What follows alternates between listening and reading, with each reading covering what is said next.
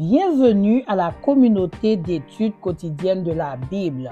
Nous remercions Dieu pour ces quelques semaines d'études qu'il nous a permis d'effectuer ensemble dans la communauté.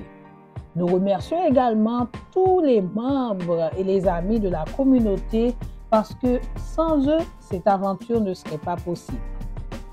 S'offrez ce matin, chers amis, que je prends le temps de saluer une amie d'enfance qui fête son anniversaire aujourd'hui. Joyeux anniversaire, Widline Dissassou. Que Dieu continue de déverser sur toi ses plus riches bénédictions. Et nous profitons pour saluer tous les fêtés du mois de mars.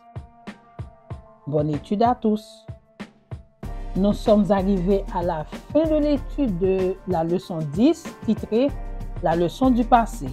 Verset à mémoriser. Ce que nous avons entendu, ce que nous savons, ce que nos pères nous ont raconté, nous ne le cacherons point à leurs enfants. Nous dirons à la génération future les louanges de l'Éternel et sa puissance et les prodiges qu'il a opérés. Psaume 78, versets 3 et 4. Prions le Seigneur. Tendre Père des cieux, nous remettons entre tes mains tous les fêtés du mois de mars, que tu puisses déverser sur eux tes richissimes bénédictions. Nous allons étudier ensemble. Accorde-nous ton Saint-Esprit. Au nom de Jésus, nous te prions. Amen. Nous allons approfondir, chers amis, ce vendredi 8 mars 2024, notre connaissance en allant plus loin dans le sujet de la leçon de cette semaine.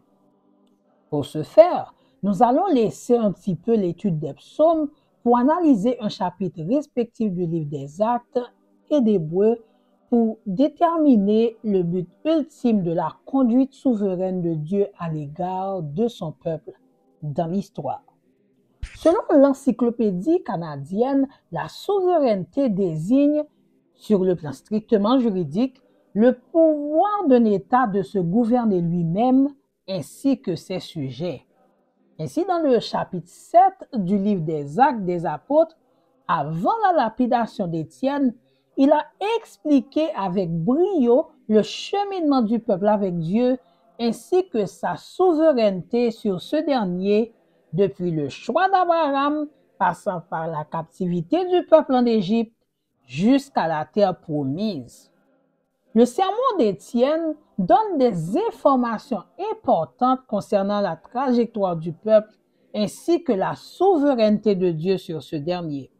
Lisons ensemble, chers amis, le verset 5. Il ne lui a donné aucun héritage dans ce pays, pas même de quoi poser le pied, mais il a promis de lui en donner la possession, ainsi qu'à sa descendance après lui, alors même qu'il n'avait pas d'enfant. Dieu, dans sa fidélité, a respecté ses promesses envers son peuple qu'Abraham avait accepté par la foi. Nous soulignons deux éléments clés dans l'exécution de l'accord que Dieu avait avec Abraham: la souveraineté de Dieu et la soumission d'Abraham. Ces éléments constituent la base même de la consolidation de l'alliance au cours de l'histoire. Regardons ensemble, chers amis, en ce qui concerne la foi, Hébreux 11, verset 8. C'est par la foi qu'Abraham, lors de sa vocation, obéit et partit pour un lieu qu'il devait recevoir en héritage et qu'il partit sans avoir où il allait. Et Dieu a affirmé sa souveraineté dans les cieux et sur la terre au verset 49 du même chapitre.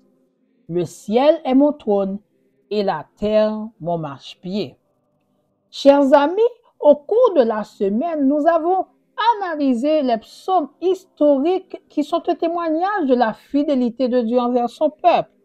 Dieu a respecté chaque étape de l'alliance en dépit de la déloyauté du peuple envers lui. Au lieu de mettre fin à cet accord, il a envoyé son Fils unique pour racheter son peuple errant dans le péché. Grâce à sa fidélité, nous avons l'espérance aujourd'hui d'une récompense si nous nous soumettons à sa toute-puissance. L'auteur du questionnaire Dragoslava Santra affirme: l'histoire du peuple de Dieu démontre qu'aucune promesse n'est faite par Dieu dans sa parole ne sera sans effet. Donc, nous n'avons rien à craindre pour l'avenir, selon Ellen G. White.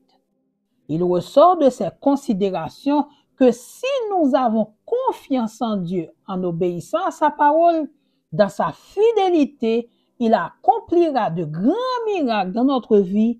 Nous obtiendrons notre plus grande récompense au retour de Jésus-Christ. Amen. Prions le Seigneur. Éternel Dieu, aide-nous à nous soumettre à ta souveraineté en ce matin. À cause de ta fidélité, nous t'implorons pour Haïti.